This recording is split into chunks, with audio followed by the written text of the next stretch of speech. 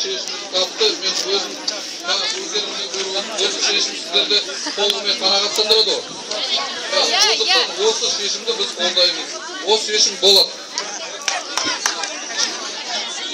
Құрметті жерлестер, сендер дұрыс түсінген боласыңдар. Қарасу мәселесі шешілді, бізде қалады.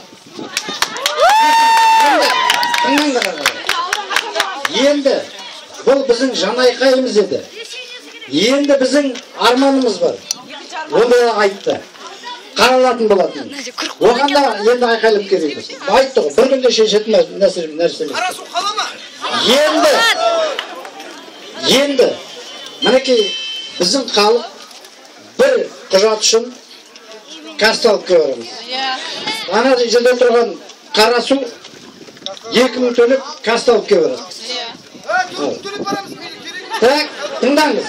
Неге екі орталық болған жерде бұрын неге андағы үкімет органдарының филиалдары бір кісі болса да неге мұнда отырмайды?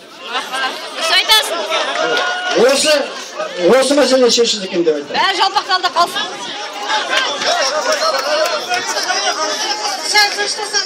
Өзіміз боламыз. Мен осы ауданда, осы ауылда мұғалім болып жасап жатқан ұстаздардың бірімін. Енді кішкене таштансаңыздар.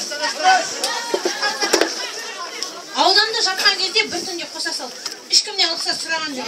Солай емес пе? Ақылдасқан жоқ. Ол аздай осындағы ғимараттарды бір түнде көшіріп алып кетті орнынан.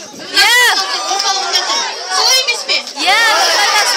Енді желі болмаса шөптен басы қимылдамайды дейді. Атам қазақ дұрыс айтады. Қазір біздің құлағымызда СПТУ-ды көшіріп алып кетеді. Больницаны деңгейінен ажыратып, емхана күйінде ғана қалдырады деген. Сонда біз ауырсақ больницке жатусын. Казталовкаға барамыз ба? Дұрыс айтасың. Баламыз жатады, оның артынан тамақтасып, қай уақытта барамыз? Біздің жағдайымызды ойласаңыздар, біздің мына білім беру мекемелері адамға қызмет көрсететін орталықтар өз орнында қалсын. Бізде бар сапалы кәсіп беріп отырған мамандарға орталық. Соны көшіреді деген әңгіме бар. Оны ремонт жасап, оны ауыл